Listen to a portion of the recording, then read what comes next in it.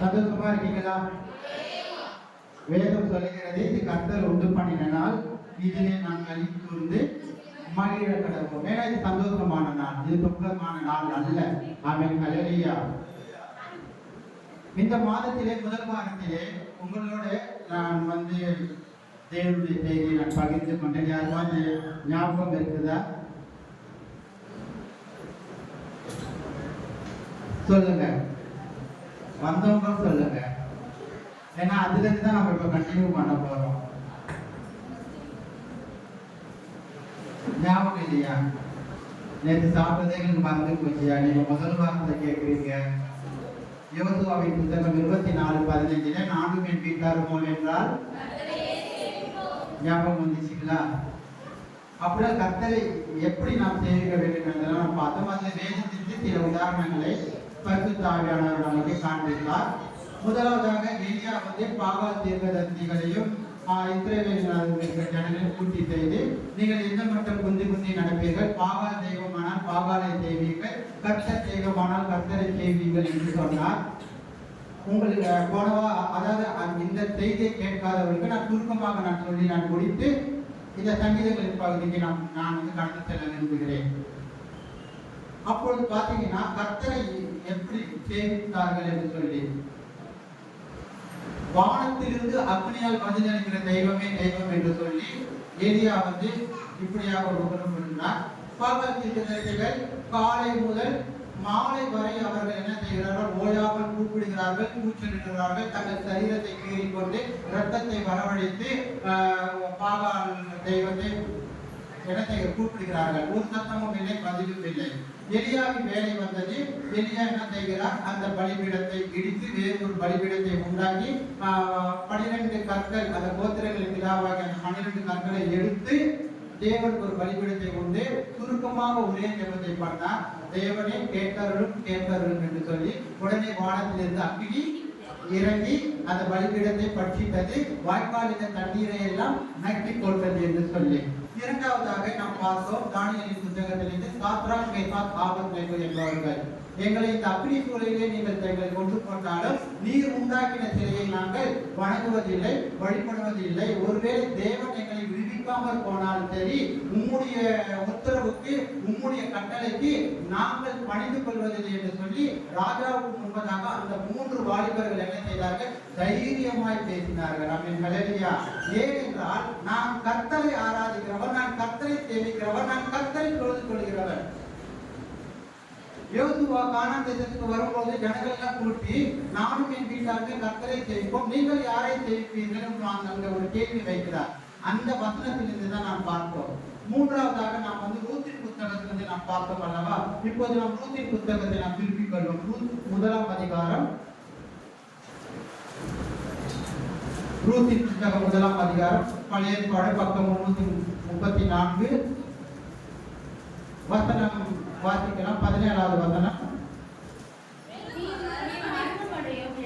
நீர் மரணம் அடையும் இடத்தில் நானும் மரணம் அடைந்து அங்கே அடக்கம் பண்ணப்படுவேன். மரணமே அல்லாமல் வேறொன்று உம்மை விட்டு என்ன பிரித்தால் கர்த்தர் அதற்கு சரியாகவும் அதற்கு அதிகமாகவும் எனக்கு செய்ய கடவர். இந்த ரூத்தின் சம்பவம் கூட நம்ம போன வாரத்துல நான் நேரம் அதிகமா இல்லாததுனால நம்ம முடிச்சிட்டோம். அதனால அதுல நான் திருப்பி பரிசுத்த ஆவியானவர் உதவியை கொண்டு இதனுடைய முதல் வாரத்திற்கு விட்ட பகுதியிலிருந்து மீண்டும் தொடர்ந்து இதை நான் முடிக்க விரும்புகிறேன். இங்கே பாருங்க, 1ஆம் அதிகாரத்துல எலிமெலேக்கு ஒரு மனுஷன் இருக்கிறார். முதல் வசனத்திலே நாம் வாசிக்கிறோம், பெத்லகேம் ஊரானாகிய ஒரு மனுஷன் தன் மனைவியோடு 2 குமாரோடு கூட மோவாப் தேசத்திலே போய் சஞ்சரித்தார். இவர்கள் இருந்த இடம் எங்கே என்றால் பெத்லகேம். பெத்லகேம் என்றால் என்ன சொல்லுங்க? தேவனுடைய வீடு, அப்பத்தின் வீடு, ஆகாரத்தின் வீடு. ஏனென்றால் இயேசு பெத்லகேமில் பிறந்தார். வானத்தில் இருந்து இறங்கின ஜீவ அப்பம் இயேசுவானவர். ஆகவே அது அப்பத்தின் வீடா எண்ணப்பட்டது, ஆகாரத்தின் வீடா எண்ணப்பட்டது. இப்போது இந்த எலிமெலேக்கு அவருடைய மனைவி அவருடைய 2 பிள்ளைகள் என்ன செய்கிறார்கள்? மோவாப் தேசத்துக்கு கடந்து செல்கிறார்கள். ஏன் என்றால் பெத்லகேமில் வந்து மிகுந்த பஞ்சமாய் இருந்தபடியினாலே. தேவனுடைய ஜனமே, மிகுந்த பஞ்சமாய் நாம் நிறைய பேர் இப்படியாக தான் ஒரு இடத்தில் நமக்கு சரியாக இல்லை என்றால், நம்முடைய காரியம் நிறைவேறவில்லை என்றால், நாம் எதிர்பார்த்ததை நடக்கவில்லை என்றால், நாம் என்ன செய்கிறோம்? சில நேரங்களிலே கர்த்தரை விட்டு என்ன செய்கிறோம்? கர்த்தரை சேவிக்காதபடி, கர்த்தரை தேடாதபடி, கர்த்தரை தொழுது கொள்ளாதபடிக்கு நாம் உலகத்தின் வழிபாடுகளிலே, அந்த வழிகளிலே நாம் வந்து நடந்து போய் கொண்டிருக்கிறோம். இவர்களும் இந்த குடும்பமும் அப்படியாக தான் இருந்தது. பெத்லகேம் ஆகாரத்தின் வீட்டை விட்டு இவர்கள் மோவாப் தேசத்துக்கு கடந்து செல்கிறார்கள். மோவாப் தேசத்திலே அங்கே போய் தன் 2 மகன்களுக்கு என்ன செய்கிறார்? மக்லோன் கிளியோனுக்கு திருமணம் முடித்து வைக்கப்படுகிறது. ஒருவனுக்கு வந்து ஒருவாலும், ஒருவனுக்கு வந்து ரூத்தும் அவர்கள் வந்து திருமணம் முடித்து வைக்கப்படுகிறது. திருமணம் முடித்த சில ஆண்டுகளிலேயே இந்த 3 இறந்து விடுகிறார்கள். நான் இந்த ரூத்தின் சரித்திரம் மாத்திரம் நான் சொல்லுகிறேன் உங்களுக்கு. நன்றாக கவனமாக கேளுங்க. 3 ஆண்கள் மறுத்து விடுகிறார்கள். இப்போது 3 பெண்களும் விதவையாய் இருக்கிறார்கள். நகோமி, ஒர்பால், ரூத், 3 பெண்களும் விதவையானார்கள். இப்போது நகோமி என்ன சொல்கிறார்கள்? வசனம் வாசிக்கலாம். வசனம் 12 பாருங்க. என் மக்களே, திரும்பி போங்கள். நான் வயது சென்றவர், ஒரு புருஷனுடன் வாழ தக்கவன் அல்ல. அப்படிப்பட்ட நம்பிக்கை எனக்கு உண்டாயிருந்து நான் இன்று இரண்டு ஒரு புருஷன் வாழ்கின்ற பிள்ளையை பெற்றாலும் அவர்கள் பெரியவர்களாக புருஷன் வாழ்க்கைப்படாதபடிக்கு. இந்த நகோமி என்ன செய்றாங்க? என்னுடைய கணவரை இறந்துட்டாங்க, உங்களுடைய கணவர், அதாவது என் பிள்ளைகளாகிய உங்கள் கணவர்களும் இறந்து விட்டார்கள். ஆகவே நீங்கள் என்ன செய்யுங்க? அவங்க வந்து அவங்க வீட்டுக்கு போயிடுங்க, உங்களுடைய பெற்றவங்க வீட்டுக்கு போயிடுங்க அப்படின்னு சொல்றாங்க. அப்ப அதுல ஒருவாள் என்ன செய்யறாங்க? சத்தமிட்டு அடித்து தன்னுடைய மாமி ஆகிய நகோமியை முத்தமிட்டு என்ன செய்யறாங்க? அவங்க வந்து போயிடுறாங்க. இப்போ ரூத்தை பார்த்து சொல்றாங்க, ஒருவாள் போயிட்டாங்க, நீயும் போயிடுமா, நானும் வந்து என்னுடைய சொந்த ஊருக்கு, என்னுடைய சொந்த தேசத்துக்கு பெத்லகேமுக்கு நானும் போயிடுறேன் அப்படின்னு சொல்றாங்க. அப்பதான் அந்த ரூத் வந்து அந்த வார்த்தையை சொல்றாங்க. 17ஆம் வசனத்துல நான் வாசிக்கலாம். 16. நான் உம்மை பின்பற்றாமல் உம்மை திரும்பி போவதை குறித்து நீர் என்னோட பேச வேண்டாம். நீ போகும் இடத்திற்கு நானும் வருவேன், நீ தங்கும் இடத்திற்கு நானும் தங்குவேன். உம்முடைய ஜனம் என்னுடைய ஜனம், உம்முடைய தேவன் என்னுடைய தேவன். முதலாவதாக இந்த மோவாப் தேசத்து ஜனங்களுக்கு கர்த்தர் யார் என்பது தெரியாது. ஏனென்றால் மோவாப் தேசம் தவிக்கப்பட்ட ஒரு தேசம், அருவருக்கப்பட்ட தேசம், விக்கிரகங்கள் நிறைந்த ஒரு தேசமாக காணப்பட்டது இந்த மோவாப் தேசம். இவர்கள் பெத்லகேமிலிருந்து விட்டு மோவாப் தேசத்துக்கு வந்தார்கள். அந்த விக்கிரகம் நிறைந்த தேசத்திற்கு, அருவருப்பான தேசத்திற்கு, கர்த்தரை அறியாத ஒரு தேசத்திற்கு வந்தார்கள். இப்போது இந்த ரூத் சொன்ன எப்படி இவர்கள் வந்து இந்த நகோமியோட நான் உங்களோட வருவேன் அப்படின்னு சொல்ல காரணம், நான் வந்து சிலர் வந்து யோசித்தது உண்டு. ஒருவேளை இறந்து போயிருப்பான கணவன் இந்த ரூத்திடம் கர்த்தரை பற்றி சொல்லி இருக்க வேண்டும். ஆமென், ஹல்லேலூயா. அப்படி சொல்லவில்லை என்றால் இந்த ரூத் வந்து இப்படிப்பட்ட வார்த்தையை வந்து தன்னுடைய மாமியார் கிட்ட வந்து பேசியிருக்க மாட்டாங்க.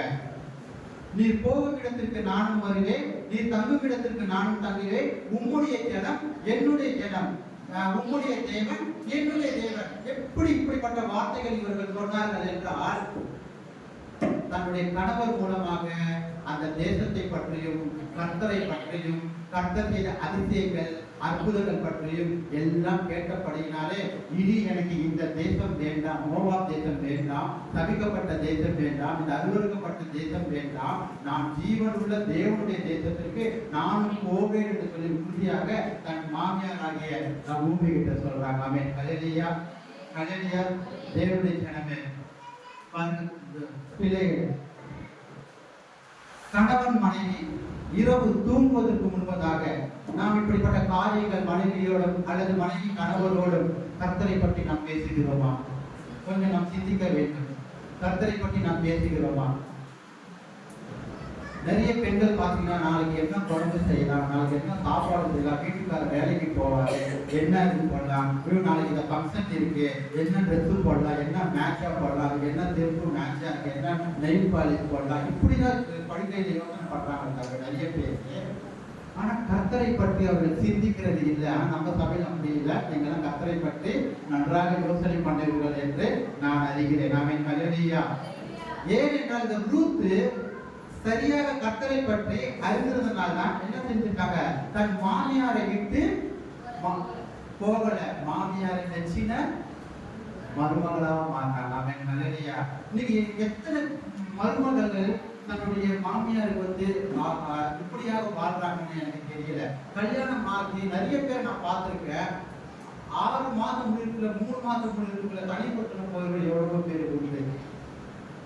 இந்த மருமகள் என்ன செய்கிறார்கள், ஐயோ என் மாமியாராகிய நகோமிக்கு தன் கணவரை வயதான காலத்திலே இவருக்கு யார் ஆதரவு உண்டு, அதனால நானும் உங்களோடு கூட வருகிறேன் என்று சொல்லி உறுதியாக திட நம்பிக்கையாக நீங்க எதுவுமே பேச வேண்டாம் சொல்லி 17ஆம் வசனத்துல பாருங்க, நீ மரணம் அடையும் இடத்தில் நானும் மரணம் அடைவேன், அங்கே அடக்கம் பண்ணப்படுவேன். இந்த மோவாபில் எனக்கு அடக்கம் பண்ண வேண்டாம், நான் பெத்லகேம்ல தான் அடக்கம் பண்ணப்படுவேன். மரணமே இல்லாமல் வேறொன்றும் உம்மை விட்டு என்னை பிரித்தால் கர்த்தர் அதற்கு சரியாகவும் அதற்கு அதிகமாகவும் எனக்கு செய்ய கடவர் என்றார். ஆமென் ஹல்லேலூயா. பாருங்க, 2 பேர் போறாங்க. அங்க போன உடனே நகோமியை பார்த்தாங்க இருக்கிற ஜனங்கள் எல்லாம், நகோமியா இது போகும்போது நல்லா தானமா போனேன், வரும்போது இப்படி வந்துட்டு கணவனை எழுந்துட்டு ஒண்ணுமில்லாத இருந்துட்டு நகோமின்னு சொல்லும் போது அப்ப அந்த அம்மா என்ன சொல்றாங்க, நகோமி என்னை நகோமின்னு சொல்லாதீங்க, மாறால் என்று சொல்லுங்க. நகோமி என்றால் மதுரம் என்று அர்த்தம், மாறால் என்றால் கசப்பு என்று அர்த்தம். தேவன் என் வாழ்க்கையிலே கசப்பை கட்டளையிட்டார். தேவன் கசப்பை கட்டளையிடல, இவங்களால் கசப்பை செய்தார். இன்னைக்கு நிறைய பேர் அப்படியாகத்தான் கசப்பான வாழ்க்கைக்குள்ள வரும் பொழுது என்ன செய்கிறார்கள், கர்த்தர் மீது பழியை போட்டு விடுகிறார்கள். ஆனால் அவர்கள் செய்த தவறு என்ன, கர்த்தரின் பாதையை விட்டு நாம் போனோமே என்று அதை சிந்திக்க என்ன செய்கிறார்கள், மறந்து போய்விடுகிறார்கள் தேவனுடைய ஜனமே. அதன் பிற்பாடு இவருடைய வாழ்க்கை பார்த்தீங்கன்னா போவாஸ் மூலமாக ரூத்துக்கு ஒரு துணை கிடைக்கிறது. அந்த ரூத்தின் மூலமாக ஈசாய் பிறக்கிறார், ஈசாய் மூலமாக தாவீது பிறக்கிறார், தாவீதின் மூலமாக இயேசு கிறிஸ்து பிறக்கிறார். ஆனால் ரூத்தின் பெயர் மத்தேயு என்ற சுவிசேஷத்துல நட்சத்திரமாய் ஜொலித்துக் கொண்டிருக்கிறது. ஒருவாரின் பெயர் அங்க இல்லவே இல்லை. ஏன்னா அவங்க என்ன பண்ணாங்க, அந்த மாமியாருக்கு முத்தம் கொடுத்துட்டு ஓடி போயிட்டாங்க. ஆனால் ரூத்து விடாம பட்டதுனால, கர்த்தரை மெய்யாக அறிந்து கொண்டதுனால ரூத்தின் பேரை என்ன செய்திருக்கிறது, புதிய ஏற்பாட்டுல நீங்க வேண்டாம் இன்னுமே வாசி பாருங்க. முதல் அதிகாரத்துல இயேசு கிறிஸ்துவின் 42 தலைமுறைகள்ல அந்த ரூத்தின் பெயர் ஒன்று அடங்கி இருக்கிறது. ஹல்லேலூயா. இப்படிப்பட்ட சாட்சியா இருந்தாங்க அவங்க ரூத்து தேவனுடைய. இப்போது நாம் வாசிக்கலாம் சங்கீதங்களின் புத்தகம் 45:10. குமாரத்தியே நீ உன் செவியை சாய்த்து சிந்தித்துக்கொள், உன் ஜனத்தையும் உன் தகப்பன் வீட்டையும் மறந்துவிடு. உன் ஜனத்தையும் உன் தகப்பன் வீட்டையும் மறந்துவிடு என்று வேதம் சொல்லுகிறது. அதுக்காக அப்பா அம்மாவை மறந்துடுங்க அப்படின்னு சொல்ல வரல. அங்க ரூத்தை நாம பார்த்தோம். மோவாப் தேசத்துடைய கலாச்சாரங்கள், விக்கிரக ஆராதனை எல்லாம் அவள் மறந்து விட்டு என்ன செய்தார், பெத்லகேமில் கர்த்தரோடு நான் இணைய வேண்டும், கர்த்தரோடு நான் சேர வேண்டும், கர்த்தரை நான் ஆராதிக்க வேண்டும் என்று சொல்லி அதுதான் அந்த வசனம் சொல்லுகிறது. நிறைய பேர் இந்த வசனத்தை படித்து என்ன செய்கிறார்கள், அப்பா அம்மாவை மறந்துடணும் அப்படின்னு இல்லை. தேவன் அவ்வளவு கொடூரமானவர் அல்ல. நம்முடைய தேவன் தகப்பனையும் தாயையும் கணவனே நேசி என்றெல்லாம் தான் வேதம் நமக்கு கற்றுக் கொண்டிருக்கிறது. ஆமென் ஹல்லேலூயா. உன் தகப்பன் உன் ஜனத்தையும் உன் தகப்பன் வீட்டையும் மறந்து விடு. ரூத் அப்படிதான் பண்ணாங்க. தன் ஜனத்தை இனத்தை மறந்துட்டாங்க. அடுத்து தகப்பன் வீட்டுக்கு அவங்க போகல. மறுபடியும் தன் மாமியாராகிய நகோமியோடைய சொந்த ஊருக்கு பெத்லகேமுக்கு தான் அவங்க போனாங்க. ஏன்னா அவங்க நல்லா சிந்திச்சாங்க. குமாரத்தியே உன் செவியை சாய்த்து சிந்தித்துக்கொள். தன் கணவர் என்னென்ன சொன்னாரோ அதையெல்லாம் அவங்க என்ன செஞ்சாங்க, ரூத் சரியா கேட்டுக்கிட்டாங்க. கேட்டுக்கிட்டதுனாலதான் அவங்க என்ன செஞ்சாங்க, கர்த்தரை நோக்கி அவங்க போனாங்க. அல்லேலூயா. இன்றைக்கு நீங்கள் அமர்ந்திருக்கிறது கூட வசனத்தை சரியாக நீங்கள் கேட்டால் அதை கர்த்தருடைய ஆசீர்வாதத்திற்கு நீங்கள் கடந்து போக முடியும். தேவனுடைய ஜனமே, ஆமென். கர்த்தருடைய ஆசீர்வாதத்தை நீங்கள் கடந்து போக முடியும். இன்னைக்கு எத்தனை பேர் நாம ஆண்டவருக்குள்ள வந்து பழைய வாழ்க்கையை நம்ம திரும்பி பார்த்துருக்கிறோம். பழைய வாழ்க்கை கஷ்டப்பட்டது நம்ம எப்படி வந்தது அது வேற. ஐயோ நான் அதுலயே இருந்திருந்தா நல்லா இருந்திருக்குமே, ஐயோ இவெல்லாம் இப்படி இருக்காங்களே, அதுதான் உன் ஜனத்தையும் உன் தகப்பன் வீட்டையும் மறந்து விடு. ஒரு வசனத்தை நாம் வாசிக்கலாம். யாத்ராகமத்தின் புத்தகம் 16ஆம் அதிகாரம், யாத்ராகமத்தின் புத்தகம் 16 வசனம் 3 நாம் வாசிக்க கேட்போம். நாங்கள் இறைச்சி பாத்திரங்கள் அண்டையிலே உட்கார்ந்து அப்பத்தை திருப்தியாக சாப்பிட்ட எகிப்து தேசத்திலே கர்த்தரின் கையால் செத்து போனோமானால் சாவிலை இந்த கூட்டம் முழுவதையும் பட்டினியினால் கொள்ளும்படி நீங்கள் எங்களை புறப்பட பண்ணி இந்த வனாந்தரத்திலே அழைத்து வந்தீர்களே எங்கள் என்று அவர்களிடத்தில் சொன்னார்கள். இப்படி பார்த்து இஸ்ரவேல் ஜனங்க மோசே கிட்ட என்ன செய்றாங்க? நாங்க இறைச்சி பாத்திரங்கள் அந்த எகிப்து தேசத்துல அவங்க சாப்பிட்டது என்ன தெரியுமா? அவங்களுக்கு வெள்ளரிக்காயும் டொமட்டிக்காயும் வெங்காயத்தையும் தான் சாப்பிட்டாங்க. ஆனா இங்க என்ன சொல்றாங்க? நாங்க இறைச்சி பாத்திரங்களுடைய வேகாததுக்கு முன்னாடியே கையை விட்டு சாப்பிட்ட ஜனங்கன்னு சொல்லி பொய்யா பேசுறாங்க. ஜனங்க பொய் பேசுறாங்க. அங்க நாங்க கர்த்தரின் கையால் செத்து போனாலும் பரவாயில்ல, ஆனா இந்த பட்டினியால் கொள்ளும்படி எகிப்து தேசத்துல கொண்டு வந்தீங்களே, நாங்க எகிப்திலே இருந்திருந்தா நல்லா இருக்குன்னு சொல்லி என்ன பண்றாங்க? மறுபடியும் அந்த எகிப்தை நினைச்சு பார்க்கறாங்க. ஆமென், ஹல்லேலூயா. தேவன் எவ்வளவு அதிசயமாக அற்புதமாக அந்த ஜனங்களை நடத்தி கொண்டு தெக்கடலை இரண்டாக பிளந்தா அவர்களுக்கு கேட்டதை எல்லாம் தேவன் என்ன செய்தார்? பகலிலே மேகஸ்தம்பமாக, இரவிலே அக்னிஸ்தம்பமாக அவர்களை வழி நடத்தினார் தேவன். இவையெல்லாம் இவர்கள் மறந்து இப்போது என்ன செய்கிறார்கள்? அவர்கள் அதை திரும்பி பார்க்கிறார்கள், நினைத்து பார்க்கிறார்கள். நீங்கள் என்னாகமத்தின் புத்தகம் 11:5 வாசிங்க. என்னாகமம் 11:5. நாங்கள் எகிப்திலே கிரயமில்லாமல் சாப்பிட்ட மச்சங்களையும் வெள்ளரிக்காய்களையும் கொம்மட்டிக்காய்களையும் கீரைகளையும் வெங்காயங்களையும் வெள்ளை பூண்டுகளையும் நினைக்கிறோம். கர்த்தர் இவர்களுக்கு வானத்திலிருந்து காளைகளை வர்த்திக்க பண்ணினார். ஆனால் இவர்கள் என்ன செய்கிறார்கள்? அந்த பழைப்பு சாப்பிட்டாங்க பாருங்க, பழைய வெங்காயங்கள் அது இருந்தது. ஆனா யாத்திராகமம் 16ஆம் அதிகாரத்துல நாம மீனெல்லாம் சாப்பிட்டோம் அப்படிலாம் போய் பேசுறாங்க.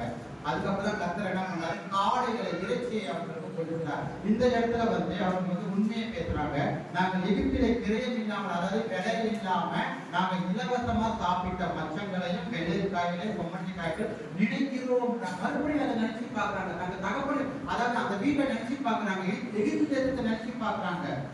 நானும் என் வீட்டானும் கர்த்தரை சேவிக்கிறவங்க நாம திரும்பி பார்க்க கூடாது. வசனம் என்ன சொல்லுது?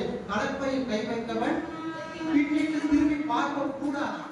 கலப்பையில் அப்படி பின்னிட்டு பார்த்தா அது வந்து நமக்கு வந்து மரணத்தை கொடுக்கக்கூடியது, ஆபத்தை விளைவிக்கக்கூடிய ஒரு காரியமாகி தேவனுடைய ஜனமே. இப்படியாக இஸ்ரவேல் ஜனங்கள் என்ன செய்கிறார்கள்? அவர்கள் பின்னிட்டு பார்த்தார்கள். ஆனால் ரூத் என்ன செய்யல? தன் தேசத்தை, மோவாப் தேசத்தை பின்னிட்டு பார்க்கவே இல்லை. தன் மாமியார் நகமையோடு உறுதியாய் போனார்கள். ஆமென், ஹல்லேலூயா. நாம் கர்த்தரை உறுதியாய் பற்றி கொண்டிருக்கிறோமா? கர்த்தரை உறுதியாய் பற்றி கொண்டிருக்கிறோம் என்றால் நமக்கு என்ன செய்ய முடியும்? நாம் எதையும் நாம் திருப்பார். ஏனென்றால் இதுவரை நடத்தின தேவன் இனியும் என்னை நடத்துவார். ஆமென், ஹல்லேலூயா.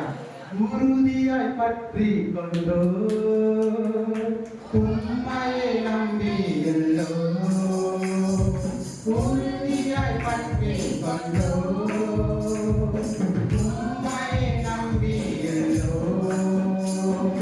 பூரண சமாதானம், பூரண சமாதானம் பூவினி கருணை, தினமும் பூவினி கருணை. பாடி பாடி பாடி இயேசு ராஜாவை கொண்டு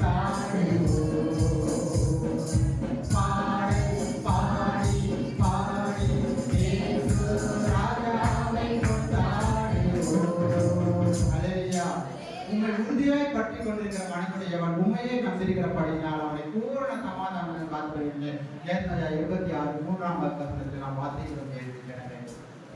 ரூத் உறுதியா பற்றிக்கிட்டாங்க. பற்றினதுனாலதான் அவனுக்கு ஒரு பெரிய ஆசீர்வாதம் கிடைத்தது. இன்றைக்கு நாம் ரூத்தை பற்றி நாம் பேசிக் கொண்டிருக்கிறோம் சபைகளில். அல்லேலூயா. மத்தேயு சுவிசேஷத்தில் ரூத்தின் பெயர் எழுதப்பட்டிருக்கிறது. நம்முடைய பெயரும் எழுதப்பட வேண்டும் என்றால், பரலோகத்திலே நம்முடைய பெயர் எழுதப்பட வேண்டும் என்றால் நாம் என்ன செய்ய வேண்டும்? ரூத்தை போல உறுதியாய் நாம் பற்றிக் கொண்டு கர்த்தரை சேவிக்கிறவர்களாக நாம் இருக்க வேண்டும் என்று வாசிக்கலாம். என்னாகமத்தின் புத்தகம் 20ஆம் அதிகாரம் 5ஆம் வசனம்.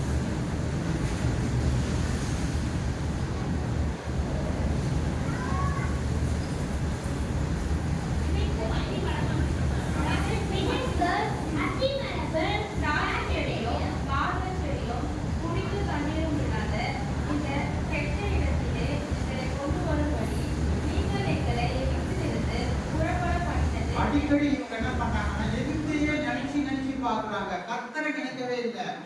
இந்த எகிப்திலிருந்து ஏன் எங்களை கொண்டு வந்தீங்க? நாங்க எகிப்தில இருந்து நல்லா இருந்திருக்கோங்க. இந்த இடத்துல எகிப்தில சுடுகாடு இல்லைன்னு சொல்லி இந்த இடத்துல எங்களை பதைக்க வந்தோம் இப்படி எல்லாம் கேட்டாங்க ஜனங்க. அல்லேலூயா. அடிக்கடி எகிப்தையே நினைக்கிறாங்க இவங்க. அதே என்னாகமத்துல பாருங்க 21:5 தேவனுக்கும் விரோதமாக பேசி நாங்கள் வனாந்தரத்திலே சாகும்படி வரப்படினர் என்ன? இங்கே அப்பமும் இல்லை தண்ணீரும் இல்லை. இந்த அப்பமான உணவு எங்கள் மனதுக்கு வெறுப்பாய் இருக்கிறது. என்ன பண்றது? அடிக்கடி எகிப்தையே நினைச்சு பார்த்துருக்காங்க. இந்த யாத்திராக்கள் என்ன பார்த்தின ஜனங்க அதான் ஆண்டவர் அவங்க என்ன சொல்றாரு? ஒரே வார்த்தையில வணங்கா கழுத்துல ஜனம் விட்டார். அவங்க நல்லையா என்ன ஜனமா? வணங்கா கழுத்துல ஜனம் சொல்லிட்டாரு.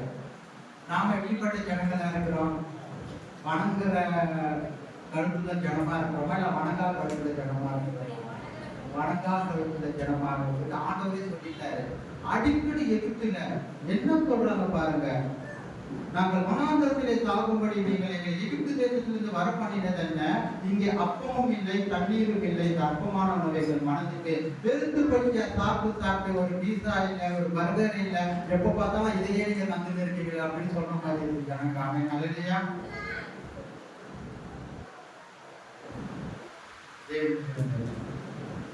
இப்படிதான் தேவனை பரீட்சை பார்த்தார்கள் ஜனங்க. தேவனை யாராவது பரீட்சை பார்க்க முடியுமா? ஆண்டவரே சொல்றாரு. என்னாகும் 14:22 பாருங்க.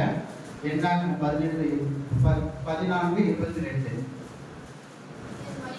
என் மகிமையும் நான் எகிப்திலும் வனாந்தரத்திலும் செய்த என் அடையாளத்தையும் கண்டிருந்தும் என் சத்தத்துக்கு செவிப்படாமல் இதனோடு 10 முறை என்னை பரீட்சை பார்த்த மனிதர்களில் எத்தனை முறை பரீட்சை பார்த்தாங்கன்னா?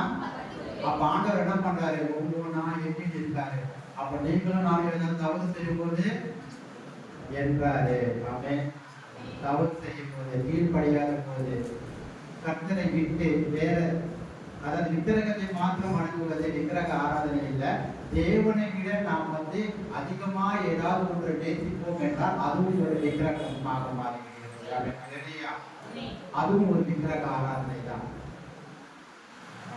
பாஸ்டர் நல்லா செய்தி கொடுத்தாரு, நல்லா பைபிள் ஸ்டடி பண்ணாரு, நல்லா பாட்டு பாடுறாருன்னு சொல்லிட்டு தேவனை மறைத்து பாஸ்டரை நாம் மகிழ்ச்சி பண்ணுறோம். அது பாஸ்டர் ஒரு விக்கிரகமாக தான் மாறிவிடுகிறார். ஆமென்.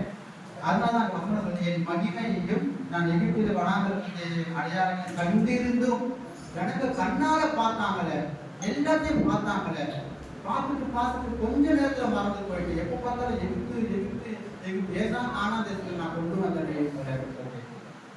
ஆகவேதான் யூசுவா என்ன பண்றாரு? நம்முடைய ஜனங்க பாவம் செய்யக்கூடாதுன்னு சொன்னார். 24:15 நானும் என் வீட்டாரும் என்றால் கர்த்தரையே சேவிப்போம் சொன்னார். நீங்கள் யாரை சேவிப்பீர்கள் என்று இன்று தீர்மானித்து சொன்னார். நாம் கர்த்தரை எவ்வளவாய் நேசிக்கிறோம், கர்த்தரை நாம் எவ்வளவாய் சேவிக்கிறோம் என்பதை பாருங்க. நிறைய வீடுகளில் பார்த்தீங்கன்னா இந்த வசனம் இருக்கும், வசன பலகைகள் இருக்கும், வசன ஸ்டிக்கர்களாக இருக்கும். நானும் என் வீட்டார்கள் கர்த்தரை செய்வோம். கதவுக்கு முன்னாடி கூட ஊட்டி வச்சிருப்பாங்க வாசல் கதவுடைய. ஆனால் உள்ளவர்கள் பார்த்தா தான் என்ன இருக்கும், வேற வேற தலைவர்கள் படம் அரசியல்வாதி தலைவர் தீர்மானம் இப்படியாக தான் இருக்கும். ஆனால் வெளிச்சூழல் மகன் என்ன செய்வது, அதுதான் நானும் என் வீட்டார்கள் கர்த்தரையே செய்வோம் என்று. இந்த ஜனங்கள் 10 முறை பரிசை பார்த்தார்கள். நான் எகிப்திலே இருந்தா நல்லா இருக்கும், எகிப்திலே இருந்தா நல்லா இருக்கும். இன்றைக்கு நீங்கள் அப்படிப்பட்டவர்கள் யாராவது இருக்கிறீர்களா? நான் அந்த மாற்றத்திலே நான் நல்லா இருப்பேன் என்று சொல்லி ஹல்லேலூயா. வாசிக்கலாம். கலாத்தியருக்கு இருக்கும் 4ஆம் அதிகாரம், கலாத்தியர் 4ஆம் அதிகாரம் 9ஆம் வசனம்.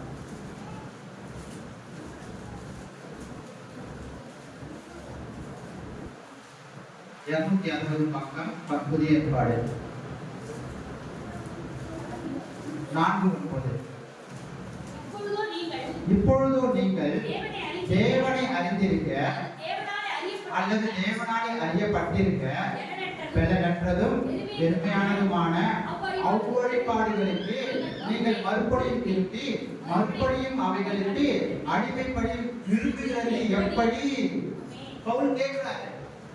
அடுத்த வசனம் பாருங்க. நாட்களையும் மாதங்களையும் காலங்களையும் வருஷங்களையும் பார்க்கிறீர்கள். இன்னைக்கு எத்தனை கிறிஸ்தவ ஜனங்க பாருங்க, ஜோசியம் பார்க்க போறாங்க, தன் மகனுக்கும் மகளுக்கும் என்ன பண்றாங்க, ஜாதகம் பார்க்க போறாங்க. கிறிஸ்தவ ஜனங்களே நடக்குது எல்லாமே. அதனால பவுல் என்ன சொல்றாரு, நாட்களையும் மாதங்களையும் காலங்களையும் வருஷங்களையும் பார்க்கிறீர்களே, வழிபாடுகளுக்கு நீங்கள் மறுபடியும் திரும்பி மறுபடியும் அவங்களுக்கு அடிமைப்பட்டீங்க. அடிமைப்பட்ட வாழ்க்கையிலிருந்து ஆண்டவர் நம்மை வீட்டு கொண்டு வந்தார். மறுபடியும் அந்த அடிமை வாழ்க்கையிலே நான் போவது எப்படி நீங்க போல் கேட்கிறார்கள். நன்றாக அறியப்பட்டிருக்கீங்க. அப்படின்னா நாம் திரும்பி பார்க்கறதுக்கு காரணம் என்னன்னா, நம்முடைய வாழ்க்கையிலே சரியான ஒரு ஜெபம் இல்லாததுனாலதான். எத்தனை பேர் வீட்டில் டெய்லி ஜெபம் பண்றீங்க? ஒரு வேலையாவது தானியேல் 3 வேளை ஜெபம் பண்ணுங்கன்னு சொன்னாங்க. ஒரு 1/2 மணி நேரமாவது குறைஞ்சது 1/2 மணி நேரமாவது நீங்க ஜெபம் பண்ணுங்க. அந்த 1/2 மணி நேரம் 1 மணி நேரமாக மாறும். அப்படியே உங்களுக்கு விருத்தி அடைஞ்சிக்கிட்டே போகும். நன்றாக நீங்க ஜெபம் பண்ணுங்க. ஜெபம் பண்ணும்போது தான் உங்களுடைய வாழ்க்கையில் உள்ள தரித்திரங்கள், பிரச்சனைகள் எல்லாமே மாறி நாம் அந்த பழைய வாழ்க்கைக்கு திரும்பி போகாதபடி என்ன செய்கிறது, அந்த ஜெபம் என்ன செய்கிறது, நம்மை தடுக்குகிறதா என்பது, நம்மை பாதுகாக்கிறதா இருக்கிறது. ஆமென். ஹல்லேலூயா. ஜெபிங்கள், நன்றாக ஜெபிங்கள். எனக்கு தெரியாதுன்னு சொல்லாதீங்க. வீட்டில் நல்லா கணவன் மனைவி பிள்ளைகள் சேர்ந்து அமர்ந்து நன்றாக ஜெபியுங்கள். குடும்ப ஜெபம் என்று ஒரு நேரத்தை குறித்து வைத்துக் கொள்ளுங்கள். வீட்டிலே அமர்ந்து ஜெபியுங்கள். ஒரு பள்ளிக்கூடத்திலே மாணவர்களுக்கு மாறுவேட போட்டி நடந்தது. தங்களுக்கு விருப்பமுள்ள மாறுவேடத்தை நீங்கள் அணிந்து கொண்டு நீங்கள் வரலாம் என்று சொல்லி ஆசிரியர்கள் சொல்லியிருந்தார்கள். அதிலே ஒரு மாணவன் என்ன செய்யலாம், பிசாசின் வேடத்தை அணிந்து கொண்டார். உடம்பு முழுவதும் அடுப்புகளை பூசிக்கொண்டு தலை முதல் கால் வரை அந்த அடுப்புகளை பூசிக்கொண்டு மிகவும் கருமையாக இருந்தார். வாழை மரத்திலிருந்து அந்த வாழைப்பூ அதிலிருந்து ஒன்றை விட்டு நாக்கை மாறி தொங்க போட்டுக்கொண்டு ஒரு கையிலே ஒரு கோலை பிடித்து கொண்டு ஒரு இடுப்பிலே ஒரு துண்டை துற்றி கொண்டு பார்ப்பதற்கு அப்படியே தத்ரூபமாக சாத்தான் போலவும் பிசாசை போலவும் அவன் காணப்பட்டார். ஆமென். ஹல்லேலூயா. இப்போது அவன் பள்ளிக்கூடத்திற்கு போக வேண்டும். தன்னுடைய பர்ஃபார்மன்ஸை அங்கே நிலைநிறுத்த வேண்டும். அவன் என்ன செய்தான், ஒரு ரிக்ஷா வண்டியில் அவன் ஏறினான். ஏறி கொஞ்ச தூரம் போகும்போது தூறல் போட ஆரம்பித்தது. உடனே அவன் என்ன செய்தான், இறங்கிவிட்டான் அந்த ரிக்ஷா வண்டியிலிருந்து. ஏனென்றால் அந்த மழை பெய்தால் தன்னுடைய சாய முழுவதும் கலைந்துவிடும் என்று சொல்லி பள்ளிக்கூடத்திலே நாம் போட்டியிலே பங்கேற்க முடியாது சொல்லி அவன் இறங்கிவிட்டான். இறங்கி ஒரு பக்கத்திலே ஒரு மண்டபம் இருந்தது. சரி, அந்த மண்டபத்திலே முதுகி மழை நின்றவுடன் நாம் பள்ளிக்கூடத்துக்கு போகலாம் என்று சொல்லி அந்த மாணவன் நினைத்து அந்த மண்டபத்திலே மழைக்காக அவர் ஒதுங்கினான். அந்த மண்டபம் ஒரு சபையாக இருந்தது. அவன் ஹல்லேலூயா. அந்த மண்டபம் ஒரு சபையாக இருந்தது. தேவனுடைய கிழமை மழை மிகவும் ஜோராக பெய்ய ஆரம்பித்தது. உடனே அவன் அந்த மண்டபத்தின் வாசலிலே நின்றான். அங்கே மாலை ஆராதனை நடந்து கொண்டிருந்தது. மாலை ஆராதனை பாஸ்டர் அந்த இடத்திலே வல்லமையாக பிடித்துக் கொண்டிருக்கிறார். விசுவாச ஜனங்கள் நன்றாக வல்லமையாக ஜெபித்துக் கொண்டிருக்கிறார்கள். அதுவும் பிசாசை கால்களினால் மிதியுங்கள், பிசாசை விரட்டி அடியுங்கள், சாத்தானை கால்களின் கீழ் நசுங்குங்கள் சொல்லி பாஸ்டர் என்ன சொல்றாரு? மிகவும் ஜனங்களை உற்சாகப்படுத்துகிறார். திடீரென்று என்ன செய்த மின்சாரம் ரத்தம் ஆகிவிட்டது, அதாவது கரண்ட் போயிடுச்சு. கரண்ட் போன உடனே அந்த மாணவனும் அந்த மண்டபத்திலே நின்று கொண்டிருக்கிறார். திடீர்னு ஒரு மின்னல் வரும்போது அந்த மின்னல் வெளிச்சத்தில பார்த்த அந்த மாணவனை பார்த்த உடனே உண்மையான பிசாசு வந்து விட்டது என்று நினைத்து முதல் பக்கமாக பிடித்து ஓடிவிட்டார். அவன் ஹல்லேலூயா. ஏன் பாஸ்டர் இப்படி ஓடுறாங்க என்று சொல்லி ஜனங்கள்லாம் பின்னாடி பார்த்தாங்க. திரும்பி அடுத்த மின்னல் வரும்போது அந்த மாணவன் அப்படியே இருக்கிறான். ஆனால் அது பிசாசு என்று தான் நினைக்கிறார்கள் அவர்கள் எல்லாரும். பார்க்க தத்துவமாக அவன் அந்த வேகம் அடித்து கொண்டு பிசாசை போல இருக்கிறார். உடனே ஜனங்கள் பைக்கில் அங்கங்க போட்டு உயிர் பிழைத்தால் போதுன்னு சொல்லி பைக்கில் காலில் கூட வச்சு என்ன செஞ்சாங்க? ஓட ஆரம்பிச்சாங்க. அதில் ஒரு அம்மா என்ன செஞ்சாங்க? கீழே விழுந்துட்டாங்க. அந்த மாணவன் ஐயோ அந்த அம்மா வீட்டுக்கான போது கரம் பிடித்து தூக்கிட போனான். உடனே அந்த அம்மா கழுது ஐயோ என்னை விட்டுடு, நான் உங்களோட ஆள் இல்லையா, உங்களுக்கு தெரியாதான்னு ஒரு வார்த்தையை விட்டாங்க. என்ன சொன்னாங்க? நான் உன்னோட ஆள் தானே, உங்களுக்கு தெரியாதான்ட்டாங்க. கர்த்தரை சேவிக்கிறவங்க நாட்களையும் மாதங்களையும் காலங்களையும் வருடங்களையும் பார்க்கிறீர்களே சொல்றாங்க. நீங்க எத்தனை பேர் நாள் பார்க்கிறோம்? எத்தனை பேர் காலங்களை பார்க்கிறோம்? ஜோசியம், ஜாதகம், குறி கேட்க போறாங்க. இதையெல்லாம் ஆண்டவர்கள் அனுபவிக்கிற காரியம். ஒரு தகப்பன் வீட்டையும் இனத்தையும் மறந்து வீடு இருக்கிறாரு. ஆனா அது இன்னும் மறக்கலை. அப்படியே எங்கேயோ இருக்கு. அது நச்சு பார்த்து என்ன பண்றாங்க? எத்தனை எப்படி எகிப்தை நச்சு பார்த்தாங்களோ கிறிஸ்தவர்கள் அதிகமா இருக்கிறவர்கள் முன்பு ஏற்படுகிறாங்க. நம் கட்டியாக ஒரு வசனத்தை வாசித்து முடிக்கலாம். கொலைத்திற்கு எதிரிலே 2ஆம் அதிகாரம்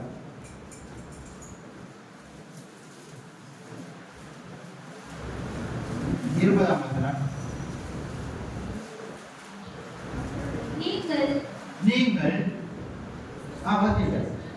நீங்கள் கிறிஸ்துவுடனே கூட உலகத்தின் வழிபாடுகளுக்கு மறுத்தல் உண்டானால் இன்னும் உலக வழக்கத்தின்படி பிழைக்கிறவர்கள் போல. அடுத்தது வாசிக்க. மனிதருடைய கற்பனையின்படியும் போதனையின்படி நடந்து தொடாதே, ருசி பாராதே, தீண்டாதே என்ற கட்டளைகளுக்கு உட்படுகிறது என்ன? இவையெல்லாம் அனுபவத்தினால் அழிந்து போகுமே என்று பவுல் எழுதுகிறார். நீங்கள் கிறிஸ்துவுடனே கூட உலகத்தின் வழிபாடுகளுக்கு மறுத்தல் உண்டானால் இன்னும் உலக வழக்கத்தின்படி ஏன் நீங்க வாழ்ந்து இருக்கீங்கன்னு கேட்கிறாரு. நீங்க மறுச்சிட்டீங்க, புதிய மனிதனா இருந்துட்டீங்க, ஆனா நீங்க இன்னும் உலக வழக்கத்தின்படி வாழ்றீங்களே என்றார் அவர். மனிதருடைய கட்டளையின்படி தொடாதே, தீண்டாதே, ருசி பாராதே என்ற கட்டளைக்கு உட்படுகிறது என்ன? நீங்க நிறைய பேர் பார்த்து ஜாதி பார்த்து கல்யாணம் பண்றாங்க. அப்படின்னு ஹல்லேலூயா. இன்னும் அந்த இது என்ன பண்றாரு? ஒட்டின்னு இருக்கு.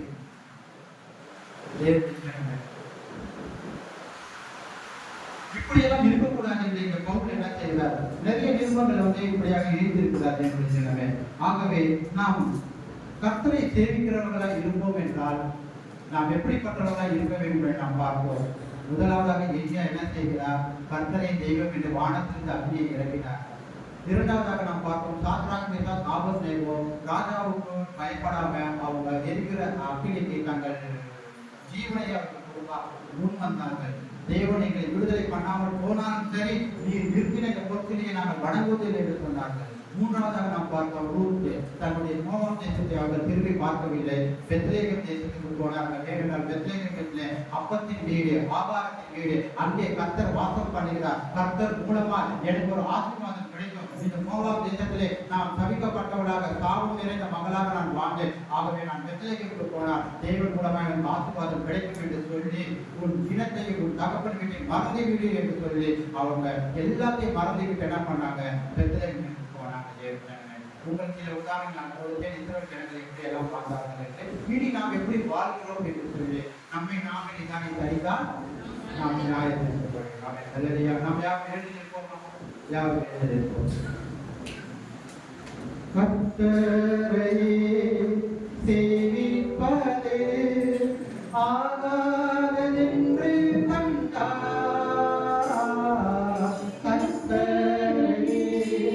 சேவிப்பது ஆகாதென்று கண்டார்.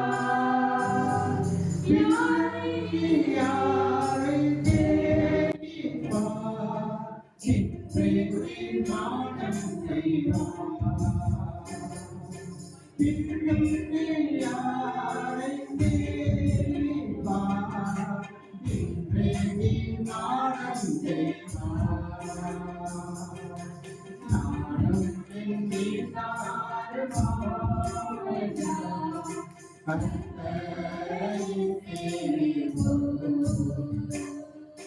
நீயும் சேவிப்பாயா? நீயும் சேவிப்பாயா? நீயும் சேவிப்பாயா?